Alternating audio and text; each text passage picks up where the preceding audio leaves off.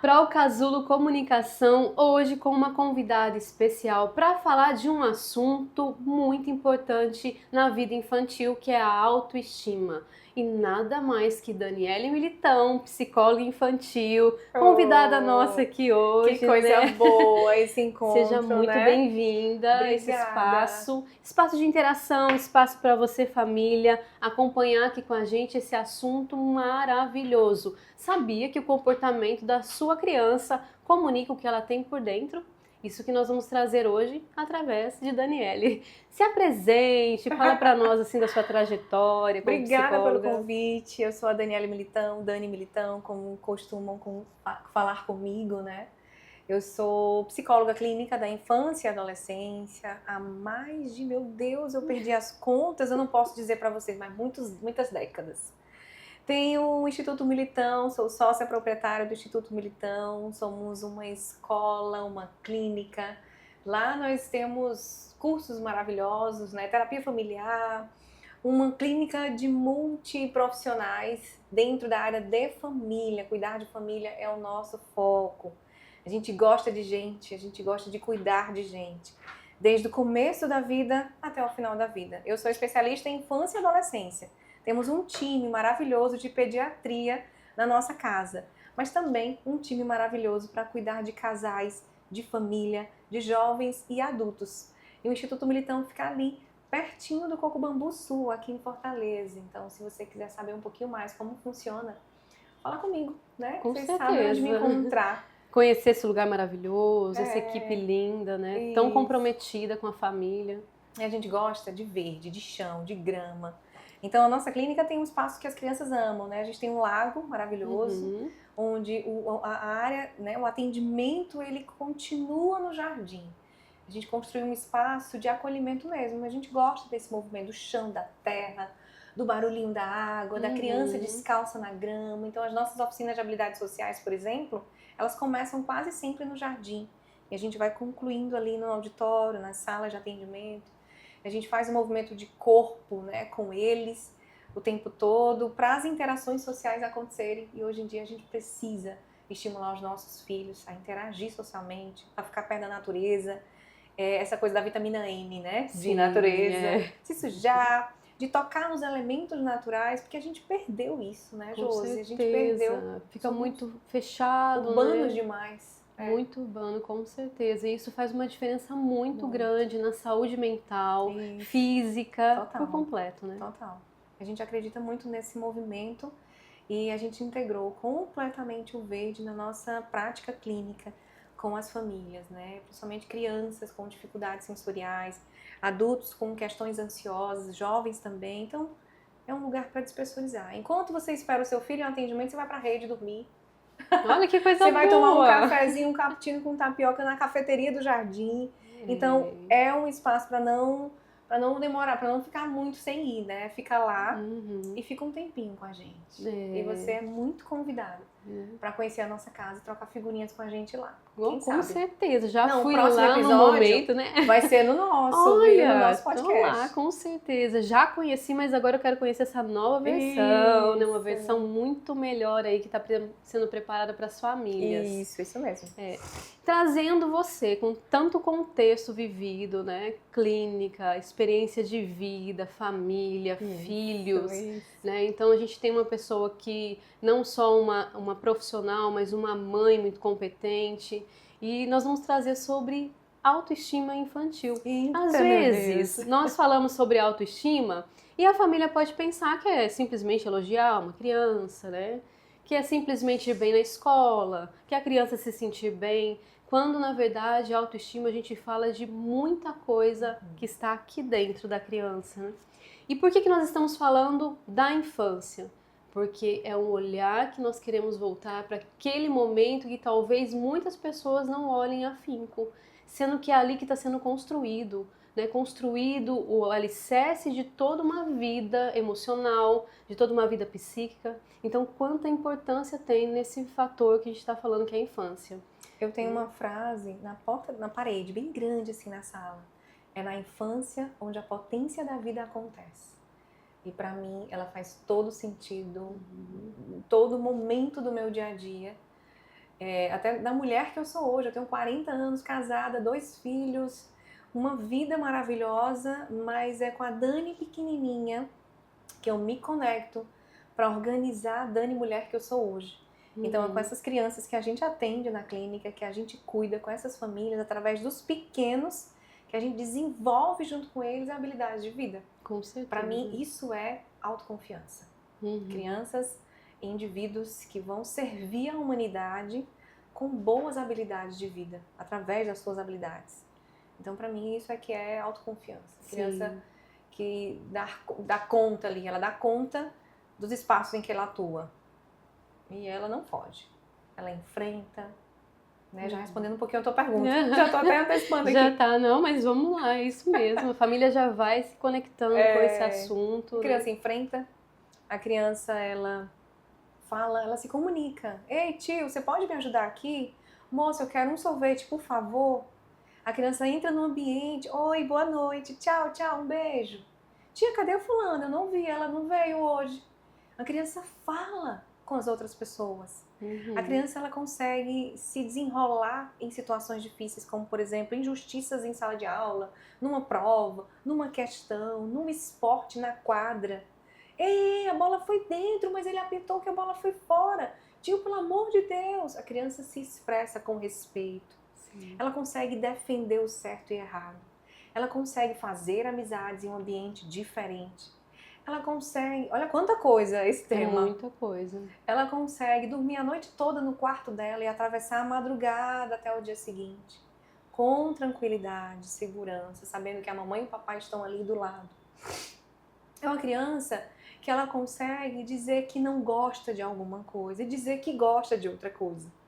É uma criança que consegue dizer, eu tô com medo, eu não consigo, você pode me ajudar, por favor, mãe? Ou tia, ou pai, ou prima. Né? É uma criança que diz assim, mãe, ontem na casa da fulana, teve uma coisa que o pai dela fez que eu não gostei. O que foi, meu amor? Ele fez isso com ela e ele quis fazer comigo, mas eu não deixei. Isso é uma criança autoconfiante. Uma criança esperta, uma criança ligada, conectada na vida. Tem muita coisa. Que se expressa. Que né? sabe defender, que faz aponta. inferências. Isso. Que ela diz assim, olha, isso aqui significa aquilo. Ela lê um livro, ela conta pra mim o livro que ela leu. Ela viu um filme, uma série, um episódio de alguma coisa. Tia Dani, deixa eu te contar o filme que eu assisti ontem. Ai, deixa eu te contar, esse fim de semana eu fui pra festa do pijama na casa da minha amiga e lá a gente ficou acordada até 3 horas da manhã e a gente foi acordado com as panelas batendo na cozinha. É uma criança que traz pra mim os relatos das vivências dela que ela já viveu. Pra que ela vai contar pra mim se ela já viveu? Então, isso é um comportamento estritamente social. Isso significa que ela é uma criança confiante, porque ela está relatando. Sim. Quase tudo volta para a comunicação, né, gente? A comunicação é a base, né? Da base do relacionamento social. Somos sociais, né? A gente é da interação. Nós somos humanos por causa disso. É uma grande definição do que é ser humano. Então, uma criança insegura, acho que é a palavra mais chave, assim, uma criança insegura, ela é o oposto de todo esse cenário que eu estou conversando com vocês aqui. É uma criança que ela não está presente na vida. Ela está um freio de mão puxado, sabe?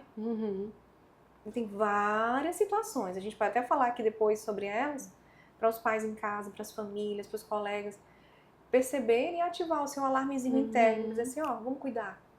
Vamos observar essa criança, vamos ter um olhar mais delicado com ela. Isso. E a gente sabe que para ter uma autoestima, um dos pontos essenciais é o vínculo afetivo. Sim. Né? Ele é uma base muito sólida, onde a criança transita por ali, utilizando desse ambiente afetivo do pai e da mãe, do seu cuidador, da família, da escola, enfim, dos seus vínculos, para poder se alicerçando, né? Com a sua emoção, criando o seu repertório emocional. Então, nos fala um pouquinho desse vínculo afetivo, nessa criação da autoestima. A casa é lar, né? A casa é base. A casa é a primeira experiência social da gente. Então, um bebezinho que está com uma mãe dentro de um movimento seguro, ele sente que o choro é atendido, ele sente que o calor, a fome, tá sujinha a fralda, as necessidades são atendidas. Então, dentro do movimento de casa, de base, de começo, É o tom de voz, é o clima, é o cheiro, é o toque. Crianças que são tocadas, crianças que são acariciadas positivamente, de forma carinhosa, amorosa, afetiva, são crianças muito bem abastecidas emocionalmente. São crianças, assim, a neurociência está aí para trazer esse movimento para a gente. Ativa toda a circuitaria neuronal. Quando a criança ela é acariciada afetivamente pela mãe na hora que está amamentando. Então começa aí. Quando o pai, né, a criança já terminou o mamar, tô falando lá no comecinho da vida, primeiríssimos dias. Sim. E aí ela mamou, e o pai vai lá e troca a fralda e conversa com ela. Quando essa criança tá aí começando os primeiros passos, começando a engatinhar, e aí tem aquele sorriso gostoso na frente dela, empoderando para o movimento, venha meu amor, venha meu amor. Isso é movimento de segurança. Isso é afeto, é vínculo, é apego seguro, é casa, é lar. Quando a gente tem no clima da família, o tom de voz, a tranquilidade, ai que bom, papai chegou, que bom que a mamãe chegou, onde na refeição todo mundo senta à mesa, sem celular, o celular não pode fazer parte desses movimentos de vínculo. O celular ele só pode fazer parte quando é compartilhado ali, quando é chamada de vídeo e tal. E aí na hora do almoço, na refeição, olha, meu dia foi assim, assim, assado. E meu hoje foi, eu tava te contando aqui, né? Meu dia hoje aconteceu uma coisa incrível, deixa eu contar pra vocês. Ai não, aconteceu uma coisa horrível. Lá na sala do meu trabalho, deixa eu contar pra vocês. Aí eu conto. Aí vem a Marina e conta o dia dela. Daqui a pouco vem o Arthur e conta o dia dele. Aí vem o Roberto e conta o dia dele. Essa troca comunicativa durante as refeições, ela é necessária e urgente. Ela é casa, ela é base, ela é abrigo. Quando a criança derrubou sem querer um copo no chão e foi suco de uva, que mancha, pra todo lado na cozinha. Aí vem o pai grandão e diz assim, caramba, como você é desastrado. Sai, que eu vou limpar isso aqui logo. Então vá pro seu quarto, sai daqui que você não sabe fazer nada direito. Ou vem esse pai grandão e diz assim, não se preocupe, meu amor, saia daqui que eu ajudo você. Venha cá, deixa eu colocar você no colo. Existem movimentos e movimentos, né? Sim. Então, quando as trocas em casa são positivas, afetivas, são carinhosas, são respeitosas, são de amor mesmo, né? Dentro do movimento de que eu ajudo a você, eu empodero você, eu sou recurso de vida para a sua história, eu tenho filhos seguros. Eu tenho crianças que se desenvolvem com autoconfiança para a vida. É batata, é tiro e queda. Você coloca uma porção de crianças aqui apresentando um trabalho da escola, crianças, sei lá, de 10 anos de idade. E a outra metade das crianças apresentando o trabalho da escola. Esse grupo foi abastecido emocionalmente, afetivamente em casa. Tem uma qualidade de vínculo muito segura em casa. A qualidade da apresentação do trabalho dessas crianças que têm abastecimento emocional em casa é 10 vezes superior a essas que estão se tremendo, que ficam nervosas, que comeram os pedaços da unha, que gaguejam, que ficam ansiosas demais, com vários sintomas de ansiedade, que dá o branco, que esquece a fala, que decora a fala, que não entende o que é para fazer. Então, esses movimentos, eles são muito diretamente influenciadores no desempenho dos nossos filhos, das nossas crianças, né? Com certeza. E um dos pontos fundamentais, além da gente estar falando desse ambiente seguro, né? Seguro em todos os sentidos, sim. é a validação. Né? Sim. É outro ponto essencial na constituição da autoestima da criança. Você ser validado. Nós, adultos, precisamos de validação. Não somos dependentes, né? Não é saudável a dependência da validação. Mas a validação para a construção, né, dessa questão da autoestima ela é necessária. É necessária. Então, falar um pouquinho dessa validação do pai, principalmente num ambiente em que existem irmãos. Porque muitos pais, nesse momento da educação, por terem 2 filhos, e 2 filhos extremamente diferentes um do outro, 2 seres humanos muito diferentes, se perdem nesse conceito, né? Em como eu faço para um e não faço para o outro, mas o outro exige mais de mim. Como é se balancear essa situação dentro de casa? Essa conta, eu já vou dizer logo para todo mundo, essa conta nunca vai fechar, tá? Você tem 2, 3, 4, 5 filhos, essa conta de quem recebe mais ou menos atenção nunca vai fechar e tá tudo bem. É para estar tudo bem, porque chega das culpas que a gente carrega. Mas a gente tem aí, eu costumo dizer que é muito legal quando a gente tem mais de 2 filhos, 2, 3 filhos, que o pai e a mãe saiam eventualmente só com um filho e o outro fica em casa e depois troca. Tchau, hoje vai ser o dia da saída com o João, depois vai ser a saída com o Arthur. E a gente faz esse movimento para treinar várias coisas. Eu treino tolerância à frustração, eu treino espera, eu treino a validação, eu treino parceria. Oba, hoje é o seu dia, cara. O que você vai escolher para passear com o papai e a mamãe? Na outra semana vai ser a minha vez. É quase sempre famílias numerosas saem a toda tribo juntas, né? Então esse movimento de fazer essa abastecida do tanquinho emocional de cada filho, não precisa ser uma saída elaborada, pode ser para padaria, pode ser pegou na escola, esticou um pouquinho mais para passar numa livraria e comprar um livro, então para passear juntos de carro conversando, sei lá. Mas essa saída com cada filho pelos pais, né, é riquíssima, porque traz uma linguagem única que cada filho tem. E o elogio, ele deve fazer parte como um processo de crescimento. E não pode acontecer a todo custo. Ai, tá lindo, filho. O menino tá desenhando muito sem graça. Ai, que linda sua apresentação, meu amor. E tudo é elogiado. Tudo é entregue de mão beijada. Então, o processo de crescimento, ele para quando eu já digo que tá perfeito. Eu gosto de elogios funcionais. Como assim? Olha, amei a tua apresentação. Amei como você fez, com a tua expressão visual, como você coloriu o seu cartaz, como você estava usando aquela trança daquele lado. Agora, tem uma coisa que você não se garantiu tanto, fulaninha. Que tal, da próxima vez, você pegar um papelzinho e deixar ele com a sua mão já dobrado? Você elogiou e deu um feedback positivo. Né? Você elogia o processo. Por exemplo, eu amei que você pedalou sem rodinhas. A gente fala na primeira pessoa. Porque eu tô aqui, eu não tô lá na sala. Cara, eu amo como você se esforça para pedalar com coragem. E você foi até a esquina de bicicleta, cara. Que massa! Eu adoro quando você pedala mais de 20 minutos. Adoro quando você cai, tá doendo, limpa a poeira e pedala de novo. Eu amo quando você se esforça. O elogio pelo esforço é muito mais potente do que o elogio do processo finalizado. Gente, olha que lindo. Olha como o desenho tá perfeito da fulaninha. Olha como ele é um artista na frente da câmera. Olha como ele é um jogador nato. Ele é, óbvio, tudo isso. Os nossos filhos são incríveis. Mas eu queimo aí algumas etapas de crescimento, porque a gente quer ter mentalidade de crescimento com os nossos pequenos. Sim. A gente quer que eles entendam que eles podem fazer melhor sempre, do que a coisa já pronta, mastigada. Eu já sou tão bom assim que eu não preciso de mais nada. Pra que eu vou me esforçar? A cama tá mal forrada. Olha, parabéns, galera. Todo mundo hoje forrou a cama, tirou os lixos do banheiro, ajeitou a louça lá na cozinha. Mas, isso, da próxima vez pode melhorar, hein? Precisa dizer. É importante pontuar. Não traumatiza. Tá todo mundo falando de trauma na internet agora, né? Uma trend sem graça. Mas tá todo mundo falando de trauma. Mas não traumatiza quando a gente coloca os nossos filhos para pôr a mão na massa em casa. Isso faz parte do desenvolvimento da autoconfiança. Os meninos, as crianças, elas precisam contribuir para o senso de comunidade na nossa família. Sim. Elas precisam lavar a louça, tirar os lixos, varrer o chão, guardar as compras. Elas precisam arrumar a cama delas, as roupas sujas. Pode lavar roupa?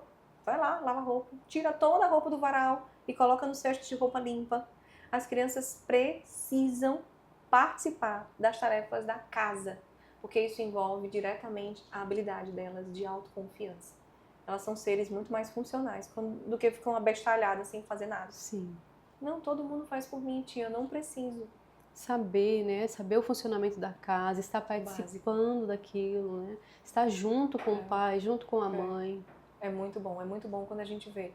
E, de novo, eu digo, é diretamente proporcional ao bom desenvolvimento delas. Não é sobre notas altas no boletim acadêmico. Não importa se o seu filho tem todas as notas recheadas de 10, 9, 9,5, 10.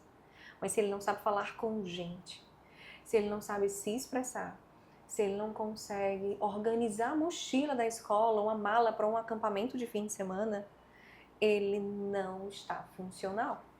Do meu ponto de vista. É uma criança que certamente tem questões ansiosas. Se ela está toda pronta o tempo todo, tudo 10, 10, 10, 10, 10. Menos do que o 10 eu não aceito. Imagine o erro quando chegar.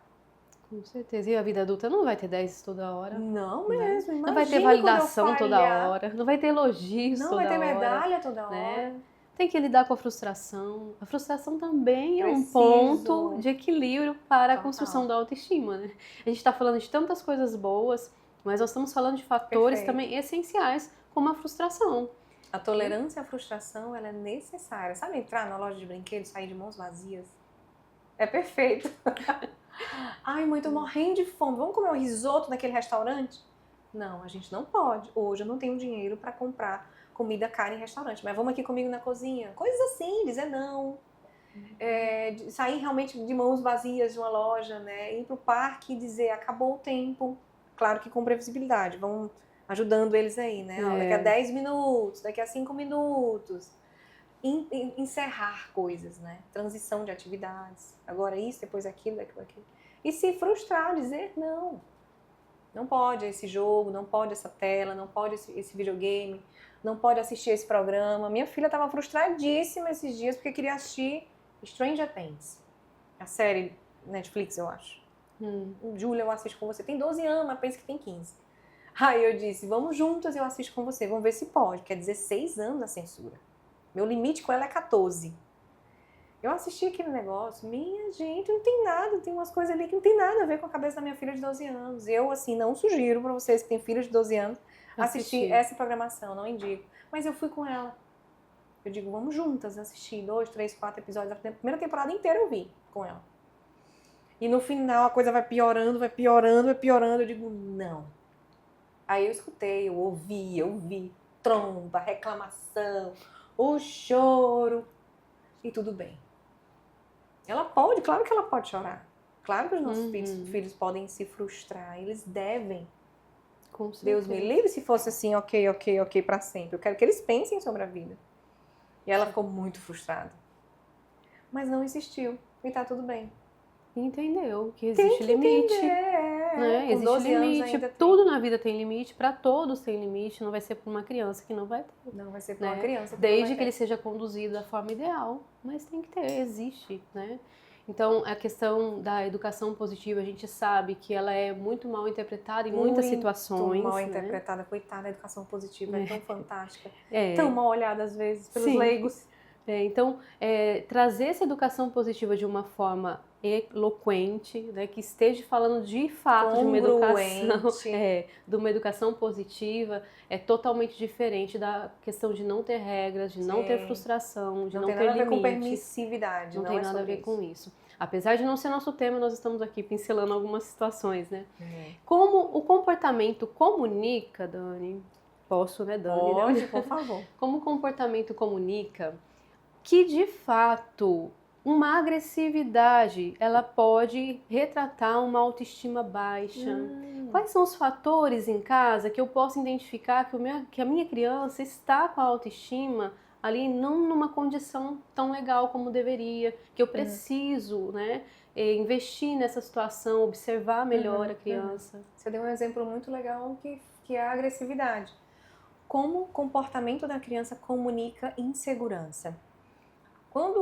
Quais são os sinais de alerta para a gente entender que ela pode estar com a autoconfiança baixa? E a agressividade é um dos grandes sinais.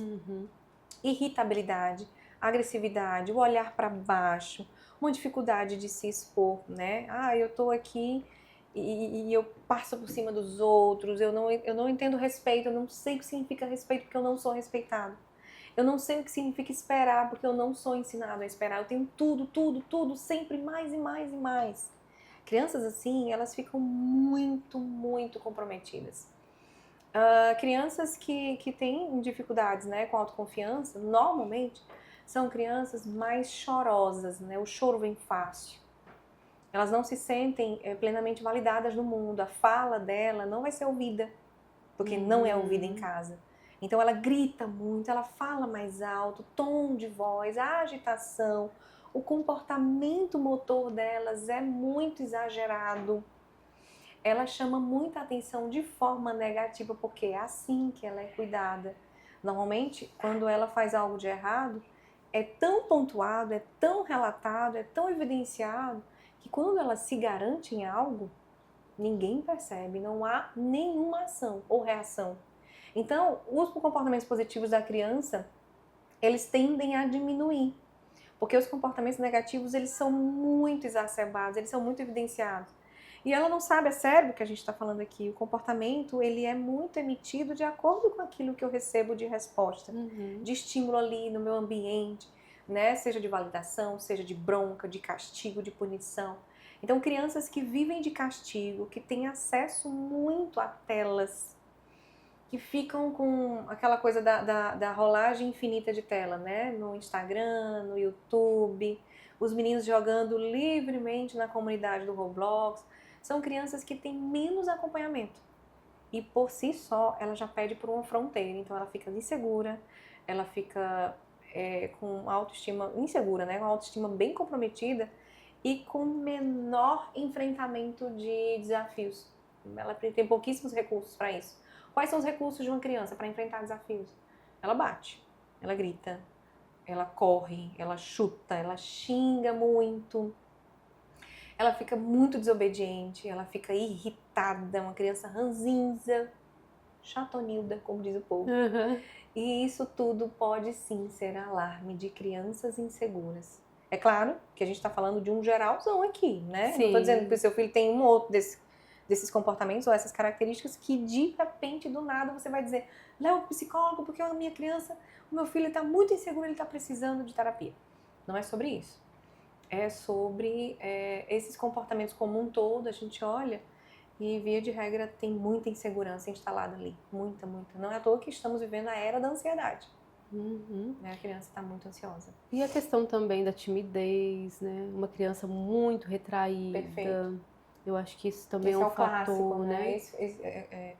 As crianças com dificuldade de se separar, né, dos pais para entrar na escola. Uma timidez, uma dificuldade para enfrentar situações coletivas, situações de grupo, situações sociais na escola, situações nas casas dos amigos, nas festas de aniversário, em ambientes de família, nos restaurantes. Tem filho que fica no parquinho, nessas festas incríveis que a gente tem de criança, ali perto da mãe o tempo todo. Ele não se sente seguro o suficiente para explorar.